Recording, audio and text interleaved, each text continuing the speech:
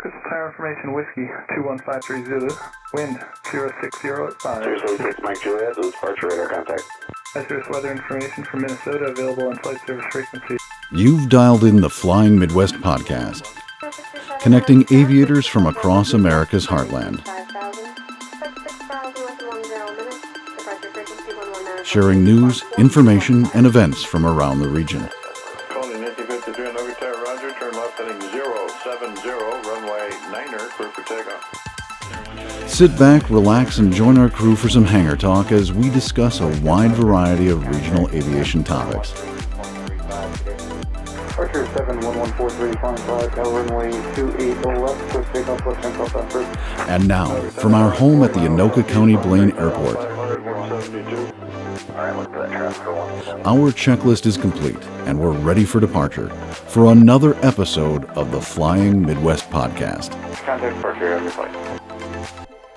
Alrighty, welcome everyone to the Flying Midwest podcast. I am Jim, one of your hosts. Let's introduce Maddie over at Kansas. Hello. And the Badger pilot, Andrew, from the great state of Wisconsin. Good evening. Is Kansas not a great state, Jim? I mean, I feel like I throw enough shade at Wisconsin that I got to throw them a bone every once in a while, so. I'll allow it, just this once. Okay, thanks. I want to apologize to everyone for the delay of a couple weeks. We have all been really busy in our personal lives. We had some publishing delays, so at any rate, we're here. We're going to bring you a brand new episode tonight. And Maddie, you want to tell us what that episode's going to be about? I sure do. On this episode, we get our part 2 of our conversation with Matt Teller, the DPE and airline pilot. Our first round was awesome. This round's going to be even better, so stay tuned. It's going to be a good episode. I got some really good feedback about that episode and just the process that it takes to become a DPE in the first place. And those check rides sound like they're no joke. So if you haven't listened to that episode, go back and listen to Matt's account of what it takes to become a DPE in the first place. And in this episode, we're going to hear a lot more about what they do. All right. So before we jump into all of that, though, one of us has some pretty big news to share that I want to kick off the news and events with. So the floor is yours, Badger pilot. Big news. Big news is I am in a hotel in an undisclosed location right now. That's not the news I'm talking about, and you know it. What news do I... Oh! All right, we're going to start that over. Oh, no, that's staying in. Some of our listeners may know, and if they follow me on Facebook and Instagram and my YouTube channel, know that over the summer I sold my share of my flying club and pursued the opportunity for sole ownership or potentially partnership in a plane. And over this past week, I am officially the sole owner of a 1969 Piper Cherokee 140. Woo! Piper Club! Piper. Love it. That was not on purpose. Love it. And Jim, although you don't fly Piper, at least we all are flying a plane with the wings in the right spot. That's right. The low wings are where it's at. Gang. I'm a huge fan of low wings. So, granted, I'm not in Pipers anymore, but Piper makes a good product. So, good for you, man. I'm happy for you. Thank you. Yeah, and there is a little bit of history with this plane, too. It used to belong to one of the owners of the airport that I fly out of, and unfortunately she passed away last year, but it meant a lot to the family and everybody at the airport, actually, too, that somebody who flies out of that airport was able to keep it there and keep it flying, so it was really cool. I've only flown it once. I flew it earlier this week, just did a few laps in the pattern. And, people were jumping on the CTAF, congratulating me and saying it was nice to see that plane flying again. Oh, it's awesome. It was super I love cool. that. I love it. It was a really So good feeling to know sweet. that other people were kind of sharing in this moment with me, my first flight in my first plane, and seeing a plane with history at the airport flying again that everybody else seemed to appreciate too. So I'm looking forward to many, many miles and many, many hours in it. That's awesome. The one thing that I don't know if I'll leave it in the show or not, but as I looked at the pictures of your panel inside that lovely bird, there was the one device on there. It looked like it was underneath your transponder. Yeah. It was not unlike, I'm going to say it looked a lot like a 1990s, like late 90s CD stereo from your car where you take the faceplate off so that it doesn't get stolen. That's what it looks like. So do you have a late 1990s CD player in your earphone? I do not. And a friend of the show and longtime listener, One Dull Geek, even commented in the Discord that it looked like, or I needed an 8-track player in the plane as well. So, so that device is a Loran. And as far as I know, they don't work anymore. Good thing it's there. Yeah, so for those not familiar, a Loran is almost like a GPS, but instead of space-based satellites, they use ground-based stations to triangulate your position. And that doesn't exist anymore. It doesn't exist in the same way that the 1990s CD player face doesn't exist anymore either. So No. All right, with the biggest news out of the way, should we jump into our Midwest Aviation News and Events section? So we shall. Hannah, Badger, you want to kick us off? Starting off in Duluth, Minnesota, lawmakers have announced that they will be building a new tower at the Duluth International Airport and a new terminal in 2 harbors. The government's providing a grant of over $1 million to construct the new terminal, which will replace its existing mere 640 square foot terminal that was built back in 1976. The goal is to bring safer and faster passenger experiences while also updating the aging technology and infrastructure at the airport. Currently, Duluth International's tower is one of the oldest in the country and definitely needs an upgrade, according to Amy Klobuchar, a Minnesota senator.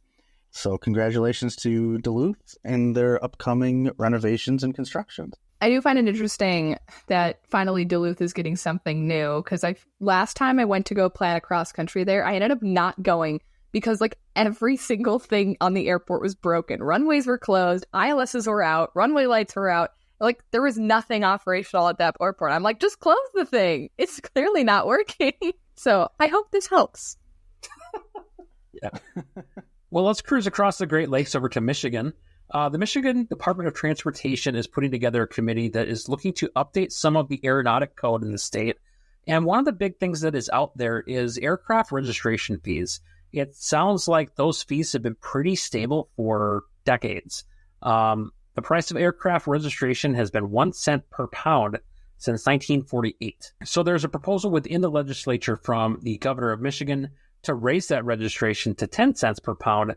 So you'd be looking at like a $250 bill for registration for something such as a Cessna 172, which would have been about $26 registration in the years past. So the hope is that this will continue to generate revenue and provide some funding for infrastructure and other aeronautical systems in the state. Friend of the podcast, Kyle Lewis, who is the regional manager for AOPA for the Great Lakes region, has said AOPA would propose that a fee increase be reasonable, justifiable, and comparable to surrounding states to maintain a healthy aviation ecosystem in Michigan. And that is coming from AOPA strongly asking the state of Michigan to look at other states in the region when coming up with these fees. So, for example, a state like Wisconsin, that fee for that 172 would be about $70. Indiana is $10 regardless of weight or seat. So there's a lot of different variables that are out there. So it'll be interesting to see what the legislature comes up with out there.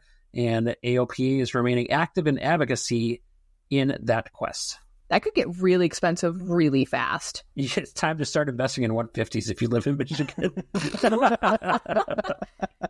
This is your calling to lose a little weight and buy a 150. Yeah, buy yourself a 150 if you want to keep flying in Michigan. We are traveling to my neck of the woods right now. Both Missouri and Kansas have some fun things going on. So first we'll go to Eastern Airlines, which may be a familiar sounding company to some of you out there. And they are actually moving their headquarters from Pennsylvania to Kansas City, Missouri. So apparently they were looking to move their headquarters. So it did, take a couple $1 million of capital investment, but it does seem like they already have a presence there. They bought a company that did repairs and overhauls called Alta Aero Technic, back in 2021, who is based in Kansas City.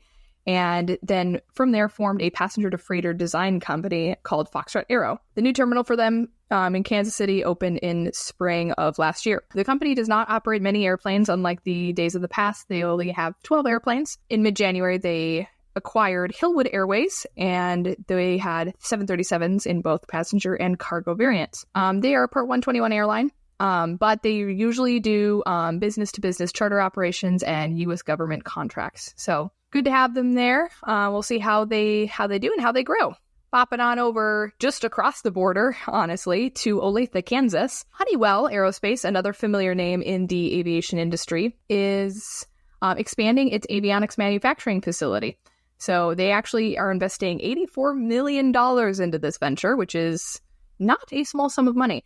So they already have a presence in Olathe, and they also have a presence here in Wichita as well. But according to the company, this is a small sum in what they will bring to the table. They plan to generate $47 million in total gross domestic product and contribute $18.3 million to state and local taxes in just the first 6 years. So if you don't know who Honeywell is, they make mainly avionics, and they do other stuff too. They do it for the military and civilian. You see them a lot in airliners, and they also make other stuff too. They've got a lot of stuff going on, but specifically this particular plant seems to be more avionics focused. Excited to see them growing as well. They're a huge company, so it'll be really interesting to see what they do here. Well, with spring just around the corner, there's bound to be some events coming up. Jim, what do you got for us? Absolutely. It's time to get back into reading some events in our news and events section. Our very first event is coming up already this weekend. It's going to be Saturday, March 2nd, 7:30 a.m. to 11 a.m. at the Anoka County Blaine Airport, my home airport. They'll be having the EAA Chapter 237 Breakfast Social. This will include serving pancakes, sausage, scrambled eggs, and more. Adults are $7, PICs and kids under 12 eat for free. It's going to be beautiful weather this weekend, so if you're around the region, head on over to the Anoka County Blaine Airport for that event. The other really exciting event that's coming up is the Dancing in the Dark event, which will take place at the Mid-American Air Center at Lawrenceville International Airport. That is going to be part of the Solar Eclipse event on April 8th, 2024. This is a 2-day event that will be starting the day before the eclipse. They'll have all kinds of entertainment, music, food, family fun, and more. They have tied out availability for 270 aircraft, 70 of those on permanent surfaces and 200 on temporary. You can fly in or drive into the event. There are some fees associated with it, so make sure you check out their website, midairevents.com, for more information. And finally, as we jump into event season once again, make sure that if you've got an event you'd like us to share, you reach out to us at flyingmidwestpodcast@gmail.com, and we'll share your event on our episode. Attention aviators. If you're passionate about flying, you need to check out Pilot Quarters. They are a pilot-owned family business based right in the Midwest in Michigan. They are on a mission to create your next favorite flying shirt. From comfy camp shirts to stylish polo shirts, sundresses, and tees, Pilot Quarters crafts unique aviation apparel. Choose from full-color chart designs, subtle overlays, or even wild tropical pattern blends with your favorite charts. Elevate your style and aviation passion. Visit pilotquarters.com today and soar in style. Aviation friends, let me share with you an absolute game changer in eyewear. I am personally hooked on Flying Eyes optics. Their stylish designs pair seamlessly with your headset for superior comfort. I used to fly with those cheap gas station sunglasses, but since switching to Flying Eyes, I can't go back. They're sleek, durable, and way more comfortable. Trust me, your eyes deserve the upgrade. Check out our affiliate link in the show notes, and make sure you use code FlyingMidwest10 for an unbeatable 10% off your purchase at Flying Eyes. Fly with comfort, fly with style. Visit Flying Eyes Optics today. Let's talk about some of the best active noise reduction headsets on the market. Whether you're a seasoned pro or just taking flight lessons, Lightspeed Aviation headsets are engineered with you in mind every step of the way. They've created the quietest and most durable A&R headsets on the market. Their high quality and innovative technology ensures you stay comfortable, connected, and safe in the cockpit. I've personally flown with Lightspeed for over a decade, and I wouldn't dream of flying with any other headset. Elevate your flying experience with Lightspeed. Check out our affiliate link in the show notes so that you can support the podcast with your next purchase. Aviators gear up for the skies with Flying Midwest Podcast merch. Dive into our latest edition, the striking Ghost graphic designs, available in long sleeve tees, sweatshirts, and hoodies. perfect for your winter flying adventures. Head over to flyingmidwest.com/merch today and snag some of the coolest gear in aviation. So that will do it for our event section of the program. Hopefully you can get out there and start enjoying those events as we get back into a nicer flying season in the next couple of months. So check those events out and support your local aviation communities. Now with that out of the way, a little bit of shenanigans are afoot. We're going to jump into Badger's favorite segment of the program, the Pilot Quarters Sectional Showdown. So should we start off by saying that I was again wrong, share some comments from the community, and then go from there? I like it. And I know, you've been wrong a few times, but it sounds like you might have something up your sleeve that's going to get me back. Trying to get even tonight. All right, so just as a refresher, last time the question was, on a sectional chart next to the RP for right pattern, sometimes there's an asterisk before it. What does that asterisk mean? And I said something derogatory about right pattern unless you're an asshole. Then you do whatever you want, and that's not the right answer. No, but we did get some good responses on Facebook. What do we got? Let's see. A few of them were actually pretty darn good. You admitted that you were way off on your answer. Yeah, everyone knows that already. Yep. Delbert Lowe says it means it's your military right. Oh, yeah. I don't think that's right either, though. Yep. Josh Cohorst says you should fly right pattern if you've run out of fuel. And my favorite is the FAA is old and doesn't understand hashtags. This is from Jeff Padden, by the way. Jeff Padden says the FAA is old and doesn't understand hashtags, so this is the term they use when trying to say hashtag right pattern. But we did get some good ones. So Joel Weidenbach says, I'm going to say right hand for gliders and ultralights. Mark Steinke says right traffic pattern for ultralights and gliders. Delbert Lowe had a more serious answer as well, saying you should check the chart supplement to see what the asterisk means. It's often a special condition instruction. And Kyle Chapman also said it means there's special restrictions with right-hand traffic pattern, and that is correct. So it's congratulations to the four of you. Yep.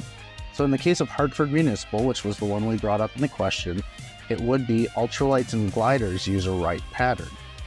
But the overarching answer is if there's an asterisk there, check formerly the AFD, now the chart supplement, to determine which aircraft use which pattern. And when I did some looking into this, sometimes it referenced helicopters should fly right pattern. So there you go. Special circumstances. Yeah, the one near me says right pattern by NOTAM only. I don't know when this happens. I've never seen it. It's never been NOTAMed, to my knowledge. Like, I haven't seen it, but I also don't go over there a lot because they're just cows there, which is awesome, but they smell really bad, so I don't go there frequently.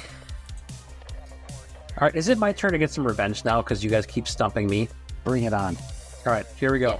This sectional is going to take us to Tonopah, Nevada, which is to the north of where I used to hang out in Las Vegas. We have what appears to be a radio tower symbol with a star around it, like a large star that is just surrounding this. And so for those of you who are listening, we will have this image on our Facebook page if you want to go and take a look at that and provide your feedback. For my partners in crime here, I'm going to hit the send button right now, and you guys can take a look at that. Remember last time I was looking at websites and stuff? This was one of them, but okay. I don't remember exactly what it means. If I hadn't looked at it and known it was a thing, I'd probably think you run the risk of exploding if you hit that tower. That's what it looks like. That's like something out of Batman and Robin where it says pow, wham, doesn't it? It does. Exploding towers. Exploding towers. I think it's a tower in a sinkhole. That is my guess. In a sinkhole. Okay. That's the best I've got. What? I don't know. So not to diminish your answer because it's not like mine is that much better, but if a tower is in a sinkhole, then wouldn't it just be level with the ground and not need to be labeled as a hazard? Maybe it's really, really, really tall. And it's that tall above, like, sea level. So you got to know about it because it's really above the ground. But because the ground is in a sinkhole, they have to label it as something different. I don't know. Well, we're going to post this on our Facebook page. Let our community take a look and come up with their own answers. We will share that answer in our next episode. Well, thank you to our friends over at Pilot Quarters, the sponsor of the Sectional Showdown. They've got some new designs fresh out on their website. Be sure to go check them out at pilotquarters.com for a bunch of new patterns that they have been releasing over the last couple weeks. So check them out for your next favorite flying shirt. Well, that was certainly fun. However, I think it is time for the meat and potatoes of today's episode. Yes. We're going to be joined again by Matt Teller and regaled by the tales of his DPEing. And we'll be able to tell once and for all who out-nerded who. Oh, that's true. That's true. All right. Well, sit back, relax, and enjoy our second part of the interview with Matt Teller. So you talked a lot about common errors you see during the practical portion of the exercise. Are there any issues with the paperwork and IACRA coming in, or has that pretty much been squared away? Oh, no. The paperwork is almost never squared away. It has gotten better. IACRA is terrible. Moving on. Yeah. It has gotten better, and mercifully, the last few updates of IACRA have put some additional checks and balances in place. However, it is still highly incumbent upon the applicant and the CFI to go through and check things. IACRA will not check for minimums or minimum qualifications. In the last 2 months, I've had 4 check rides that couldn't start because the applicant wasn't qualified. Oh, wow. And that's something that IACRA cannot possibly help with. And it's unfortunate. I mean, it's a bit of a waste of my time, but I'm considerably less concerned about that than I am the waste of the check ride slot, because I know that right now check rides are unbelievably hard to come by in every location. And so to have somebody sitting across the table from me and I can't get them off of the list is a little bit heartbreaking. So really, it's mostly the things that IACRA can't help with. Making sure that the applicant is truly qualified. Make sure as instructors, you're really reading into the regs. Your endorsements have to match what ended up being flown when it comes to solo cross countries and things like that. 61-129, the endorsement for the commercial, has a very specific list of things that have to be done during the instrument training. And just because the applicant holds an instrument rating does not mean that they qualify under 61-129. Those 4 or 5 specific things in that reg have to be listed out in the logbook. It can be the training from the instrument, but it has to be logged in that very particular way. I've seen several issues with lack of solo time because things weren't qualified, trying to count AATDs or trying to count BATDs as AATDs, which doesn't work. It's less than half the allowable flight time. So I've had a few instrument students who couldn't examine because of that. Name mismatches on written test reports are an absolute no-go.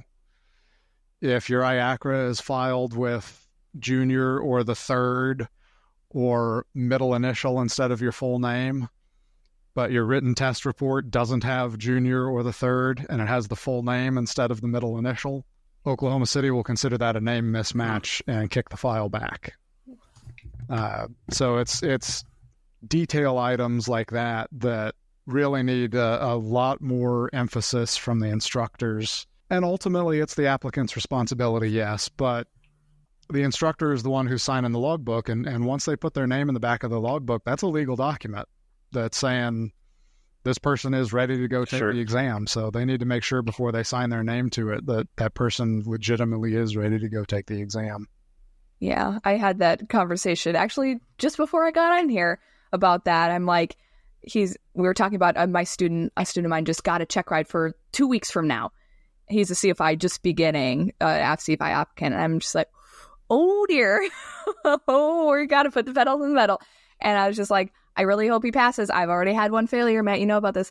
And I cannot have another one because I must get my gold seal. It is a personal mission. So he's like, oh, that's not fair. Like, a crappy student shouldn't reflect on you. I was like, well, that's not how this works. Like, no, but also I wouldn't send them to a Checkride because that endorsement is, like you said, a legally binding document.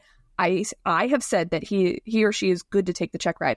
If they're not, that's me lying. So yeah, it should reflect badly on me. Well, and two stories to that effect, Maddie. I was doing an exam at a fairly large flight school not too far away from us. The applicant met the minimum passing standard. Nerves got the better of him a couple of times, but he was able to work through it. First time pass. When we get on the ramp, I'm not allowed to say, good job, nice work. I'm not allowed to show any emotion until everything in the ACS is complete. That includes parking and securing. And that freaks a lot of people out when we land and all I say is back to the ramp. And then I just sit there like a stone wall again. We park, he runs through the shutdown checklist. As soon as the battery master goes off, now I can say practical exam is complete, satisfactory. And almost instantaneously, this applicant melted into the seat sobbing. Absolutely sobbing. I was a little taken aback. I've had people cry when I failed them before, but I've never had anybody cry when I said the word satisfactory. And so I kind of gave him a couple minutes and just kind of sat there. And once he had kind of started to collect himself, I said, you all right? Everything okay? And he said, well, I really didn't expect to pass on the first try. And so just out of curiosity, why not? He said, well, the very last thing that my instructor said to me before I walked into the room with you was, you have my phone number when you get the pink slip. No. Wow. That's encouraging. That's horrible. Wow. I was flabbergasted. I couldn't believe it. I mean, I've never heard something, so unprofessional to begin with from that instructor, but talk about just beating your student to death before they go take the biggest thing of their life. But to your point, Maddie, about it being a legal document, the instructor still signed his logbook saying this applicant is ready. But he clearly didn't believe that himself. So something is wrong there. He forged a legal document saying that this applicant is ready if he doesn't believe it. Or he truly did believe it. That's why he gave the endorsement, and he's just grossly unprofessional by saying that to the student before they walk into the room with me. Either way, it's a really poor look for that instructor and for that particular flight school. Yeah, geez. But it's things like that we, the FAA in general, are trying to get rid of. We're trying to be the newer, gentler, more logical FAA and kind of move away from the kill 'em and grill 'em and yelling and screaming type of exams and make it a little bit more practical and scenario based and hopefully not a horrible experience for everybody involved. Yeah, I've heard some horror stories, especially back, 20 years ago. Just relatively recently, the last few years, my primary instructor went for his double I. He had not gotten it. He did his MEI and then never did his double I until the school forced him to. And he got a DPE that had a bad rep in the area. It was down in Florida. And apparently this DPE was screaming in his ear, like bashing the back of his seat on an approach. And my instructor cannot be swayed. He dealt with me, so there's literally no way that something could happen that could get him to, waver at all. So he did fine, but having gone through check rides that were very positive, that would make me absolutely pee myself and shut down. I wouldn't have passed, and call me a weenie, sure, but with something as stressful as a check ride, the last thing the students need, I think, is really crazy yelling and screaming, demeaning types of things. And that's during my Beach 1900 initial check ride, 121.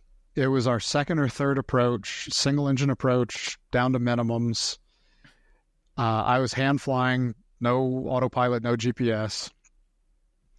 And right as we pitched over on the glide slope, I called for the gear down before landing checklist. And before I had even finished saying that sentence, the FOM, which is a 5.5-inch thick book in a hard plastic cover, comes flying by my head and hits the panel in front of me. And the instructor, we're in a full motion simulator, so everybody's supposed to be seatbelted. The instructor is standing up behind me, leaning between the seats, yelling at me about how unprofessional I am and how I shouldn't be sitting in the seat and I haven't earned the right to be here. I'm still flying. We haven't gone on to flight freeze yet. I'm still flying at single engine ILS at this point. I can't see the engine gauges because he's between me and the panel. So we get down and I do the single engine miss. And we get up to a safe altitude, and I finally am able to turn around and say, "What?" And he says, "The call out is gear down before landing checklist, not the gear down before landing checklist, please." Those are the things that we used to deal with in this industry. And mercifully, we're moving away from that. Most examiners, most inspectors have gotten away from that sort of a thing. But one thing that I do kind of want to emphasize people, because you still read about these horror stories and, that one examiner in the area who has that reputation. Applicants have to remember what's in Appendix 5 of every single ACS. And that's the 3 possible outcomes for the exam. Number 1 is satisfactory. Number 2 is unsatisfactory. But number 3, the big one, the magic word, is discontinue. And anybody can say that word at any point. Once that comes out, that's it. Ball game stops. And so applicants need to remember they can keep that in their back pocket. Yes, we all want to just get it done. We want to just take the check ride. But if you start to see yourself in that situation where you and the examiner are just not clicking, or it turns out that maybe you didn't run the I'm safe checklist as thoroughly as you should have, and you didn't really get as much sleep last night as you thought you did, and the stress is starting to get on top of you, say the word discontinue, and that's it. Does not show up on your permanent pilot record. It's not something that anybody ever has to know about except for you, the examiner, and whoever does the continuation. That's awesome. Like, I say that to my students and they don't believe me. They're like, "What do you mean? Like, you can just say pause." I'm like, "Yeah, you use your discretion. Like, if it's, you kind of have to have a reason. Like, it's most fair to. You don't want to waste the DPE's time just because, you decided not to use your brain for 2 seconds or something like that. Like, do it if you have to. For, if you're not feeling well, don't fly. Like, obviously, this is an exercise of your skills. So with Appendix 5, I have actually, talked about that a bit with my students. But what are some other of your either favorite or generally underutilized resources for instructors and students? Flight service stations. Honestly, I love flight service. I use them in the big jet sometimes. I mean, I've filed PIREPs just to be a nice guy. But when it comes to the scenarios, for the private pilot and the commercial where you're doing a VFR cross country, if you've read the ACS, and my sincere hope is that all applicants have read the ACS, you know that at some point there's going to be a diversion. There has to be. There's only so many ways that we can force a diversion. Weather is a big one. And so if you want to get an idea of what we're thinking and where the scenario is going to go, call flight service, quote unquote. We, the examiners, are going to be playing flight service. And so maybe you're going to get a clue that, oh yeah, that convective signet just got issued. So yeah, this is going to be a weather divert. Or maybe we reissue the weather you had before. It's calm 10 and clear across the entire time zone, which means that something else is about to happen and it's not going to be weather related. Just knowing the ACS, I mean, really, that's... Everybody asks, well, what are we going to be tested on, or what are we going to do when we get into the airplane? You shouldn't have to ask me that question. It's all spelled out in the ACS. Everything that's in there I have to either talk about or fly or both. Anything that's not in there I'm supposed to stay away from. So that's really probably the biggest thing is just know the ACS, read the ACS, understand the ACS. It's not a script, but it's my binding guidance for everything that we're going to be doing. Obviously, the FAR aim is right up there as well. That's the legality of the why and the how of it, but the ACS is the what. Airplane Flying Handbook, Pilot's Handbook of Aeronautical Knowledge, Instrument Flying Handbook, Instructor's Handbook, all of those things are fantastic resources and absolutely fair game. And the ground portion, they have an FAA part number on them. As long as you know how to manipulate the documents. And that's the biggest thing, is just being able to find stuff within the mountain of available resources that we have. Probably one of the other big issues is just there's so much information, especially for private. It's as much about knowing the resources and being able to find the answer as it is necessarily knowing the answer. And so again, don't try and game the system. If something comes up before a real flight, my sincere hope is that you're going to go out and find the answer using a primary FAA resource. If something comes up in the ground portion and you don't know the answer, find it for me. Use an FAA resource, but find me the answer. If you have to look up every single question that I ask, now we run into Appendix 5 of the ACS again, consistently exceeding tolerances. But if you've answered 75% of them right, but now we're down in the weeds and I ask you something and you just don't know, find it for me. I feel like you answered my next question.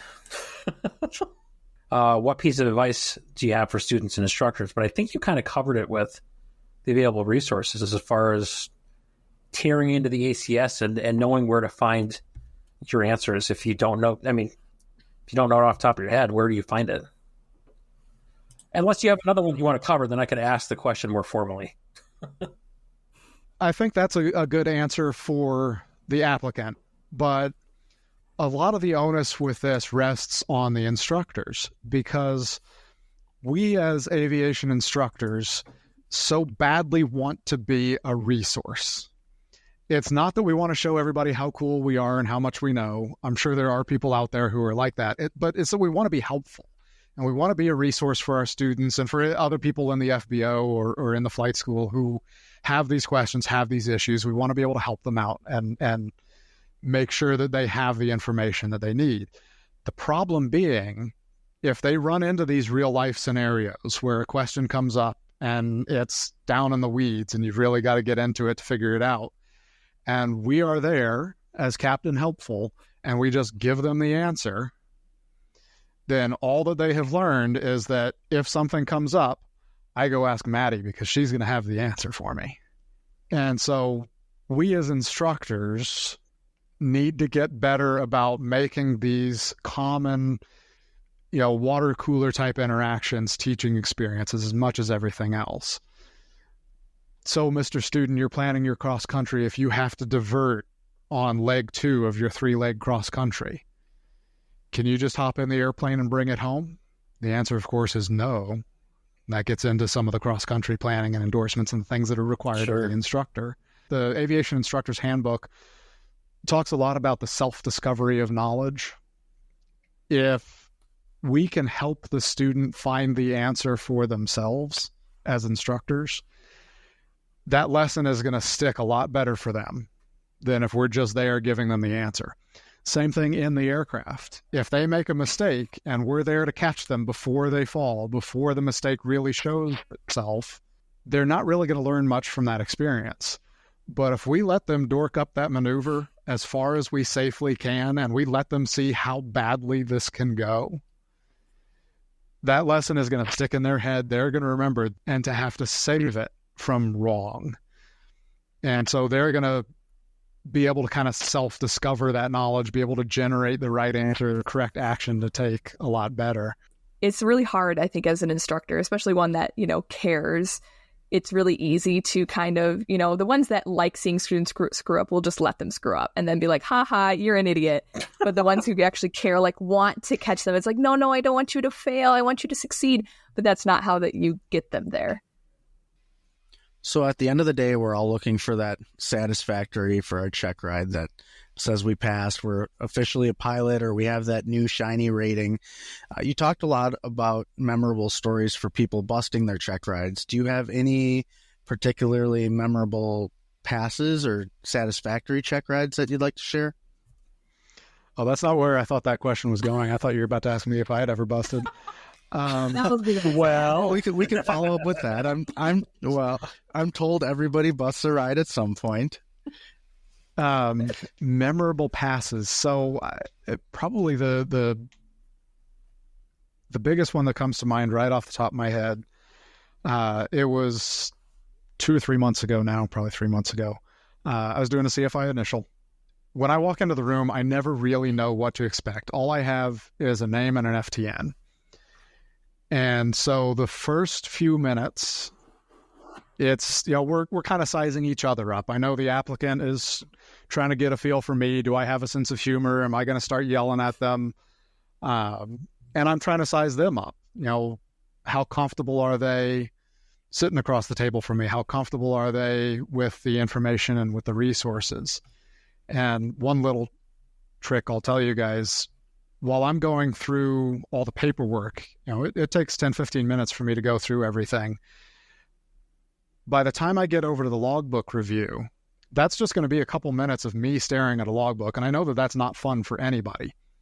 And so what I will do while I'm going through the logbook, I'll ask the applicant, I'll slide the written test report back to them and I'll say, hey, can you get into the ACS and write out all of the missed knowledge test codes and what they mean? It has a practical purpose. The only questions that I am required to ask in the ground portion are the ones that were missed on the written test report. So it gives me a checklist to use during the exam. It saves me from having to go through all that stuff while they're just staring at me bored, but also I'm sizing them up. The exam hasn't started yet, but if they immediately grab the ACS out of their bag and they turn exactly to the right page, game on. I'm feeling pretty good about things. If they say, you want me to look in what? It's going to be a real short day for everybody involved. So there's a little bit of gamesmanship there on both sides of the table. But I was doing this CFI initial about 3 months ago. When I walked into the room, the applicant already had the whiteboard covered, top to bottom, left to right, with pictures and acronyms and probably one of the best drawings of the National Airspace System I've ever seen in full color, and colors that matched the colors that are on the sectional. He had all of his documents from me laid out on my side of the table, smallest to largest. He had all of his documents on his side of the table, perfectly organized. His lesson plan, all of the FAA resources, they were all laid out meticulous and neat.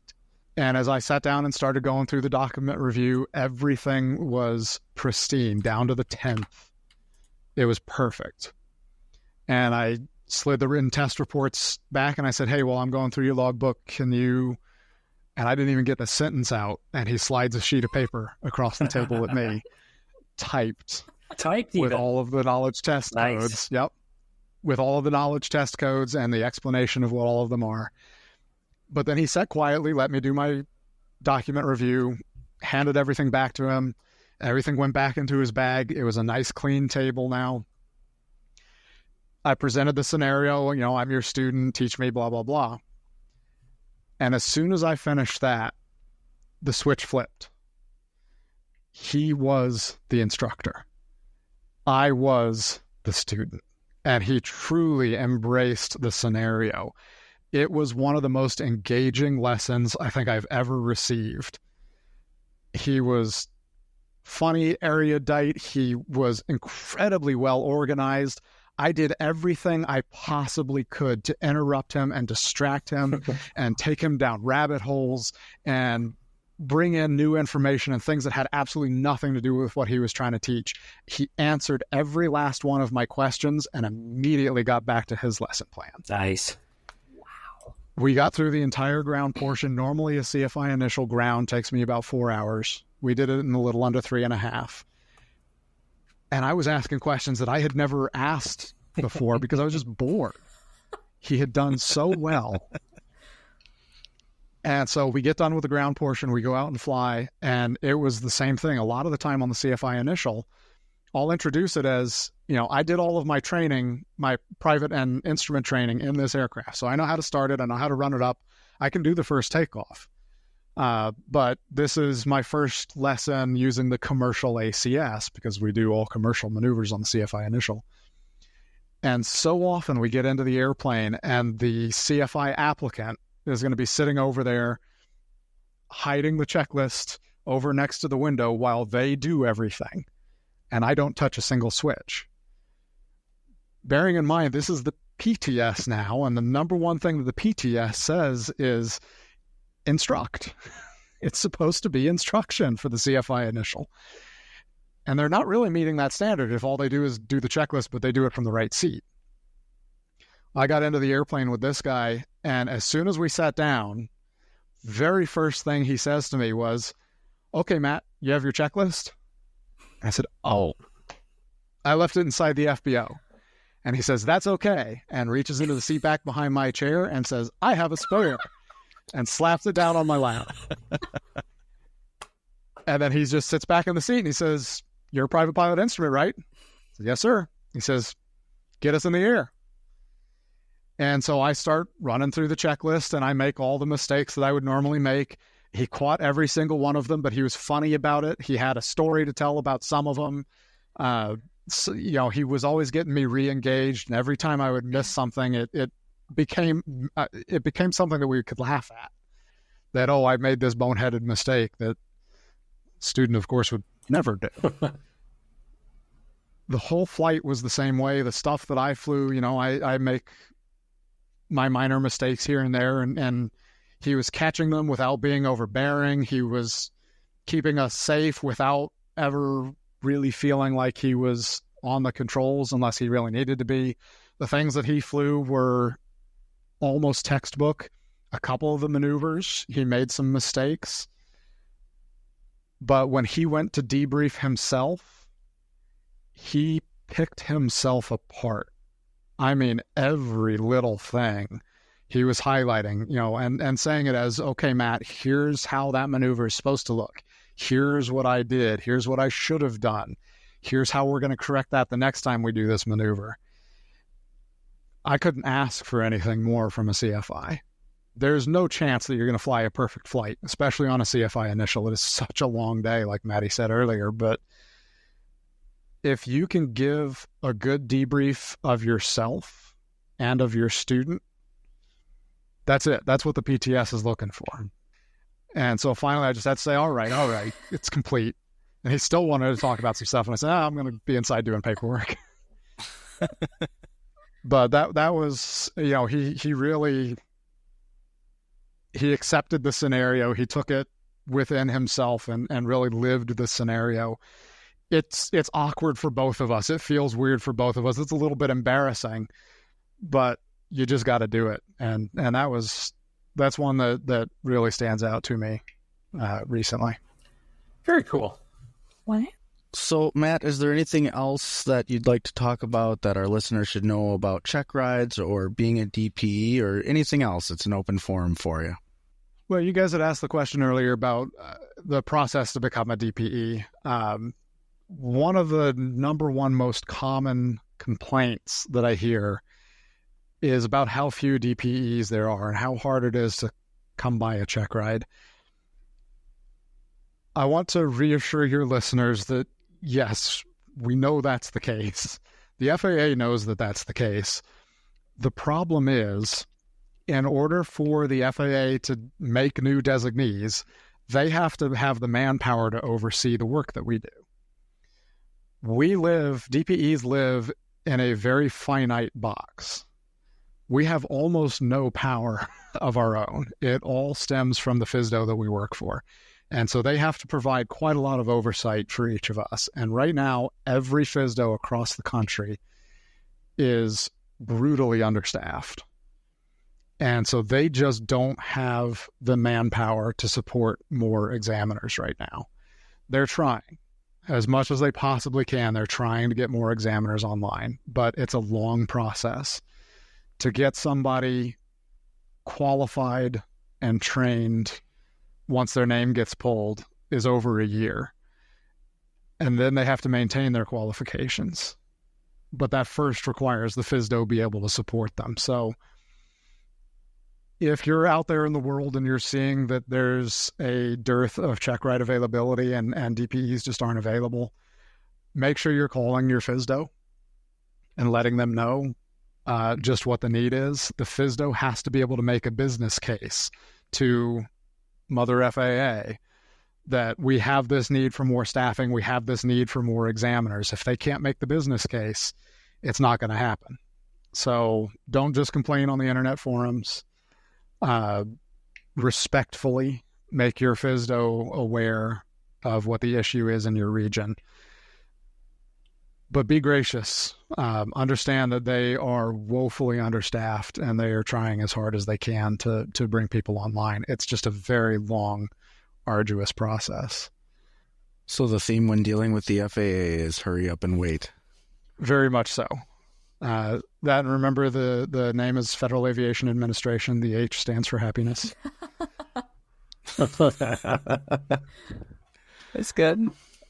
No, it is. It's a government organization. They try, but it's a big organization. There's a lot of moving parts there. So FAA does not stand for Folks Against Aviation. Is that right? That is a true statement. Maddie, is it that time? I think it's that time. Matt, do you know what time it is? 8:38. Thank you. Well, surely that's not the answer you were looking for. Oh, no. Don't call me Shirley. Leave it to a DPE to perfectly answer the question and nothing more. Well, and actually, to be fair, I need to take that back. I did the number one categorical wrong thing there. I did not answer what was asked of me. Yeah, Maddie, ask me the question again. Let me get this one right. Okay. Matt, do you know what time it is? Yes. Great, if you ever have to speak. Maddie, what time is it? I think, Matt, it is time to ask about your aviation unpopular opinion. Unpopular opinion. Or spicy take. You know, everybody's got their thing. Well, if I really want to set the internet on fire, I should say the radio call, any traffic in the area, please advise, is perfectly acceptable and should be used every day. Okay, is this an opinion you absolutely hold? This is I absolutely did not actually believe that. Okay. What to say? Gross generalizations from the DPE, wow. Unpopular take. You know, I knew that this was coming, and I've been thinking about this one for a couple days. The CRJ-200 is a garbage airplane, but I don't think too many people are going to disagree with me on that. Straight-in approaches are perfectly acceptable as long as you follow the AIM guidance on how to do them. Ooh, that's actually pretty spicy. I like that. I've had a lot of people tell me that they're illegal, and they're not. What? Who said that? That's crazy. A lot of Illegal, just straight up. They are acceptable. There's some stipulations. You got to be safe about it. You really got to plan it ahead, but you can do it. Jeez. Yeah. I haven't seen far about it, so I like it. Yeah. Well, the AIM and the I think it's the Airplane Flying Handbook, or it might be the Handbook of Aeronautical Knowledge, have some guidance, but it's non-regulatory. Mm-hmm. Huh. Same with Advisory Circular 90-66 Charlie. Correct. For all you extra nerds out there.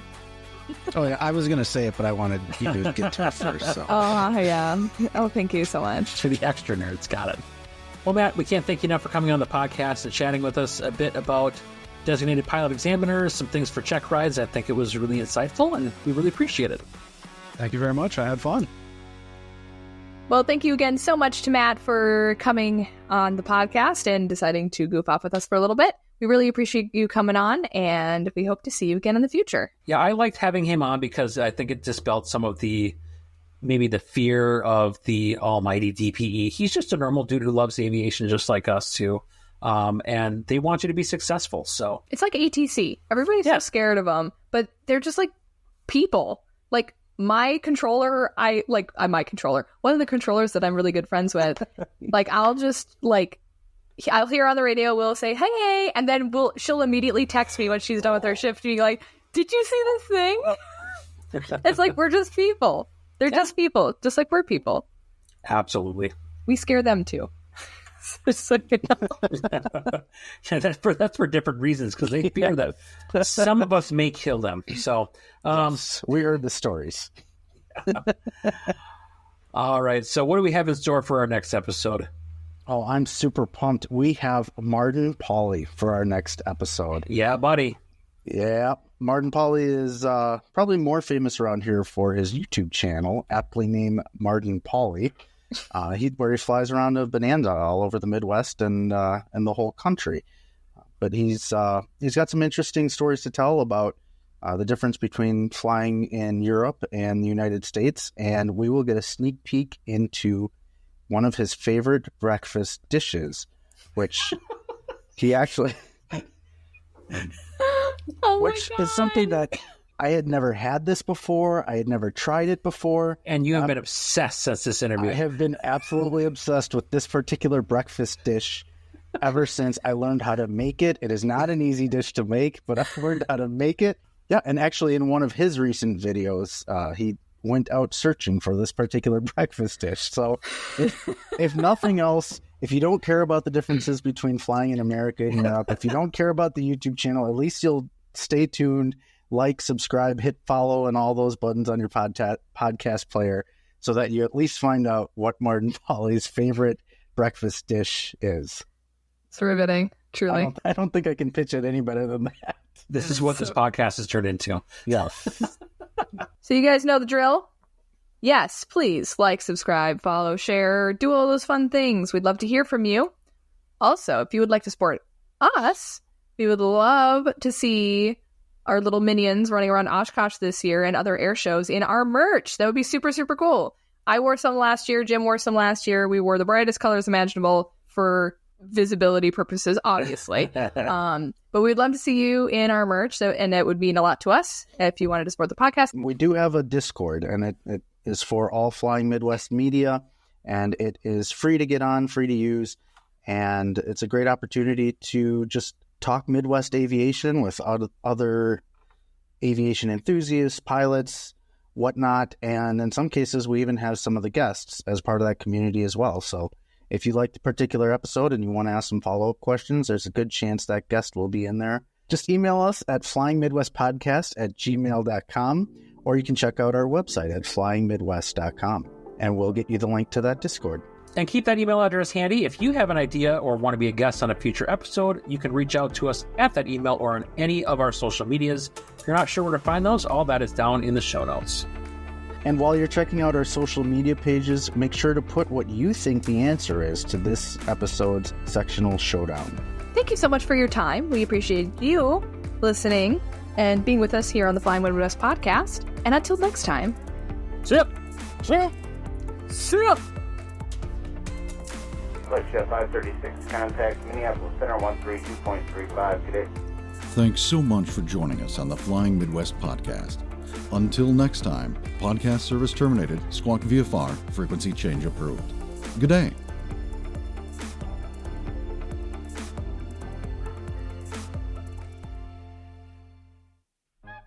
Definitely needs an upgrade according to whoever this guy is.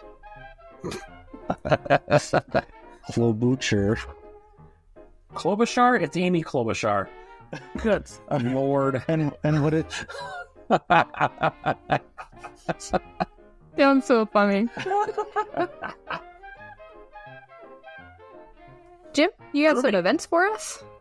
That was a very abrupt change that I wasn't ready for. And also, my line...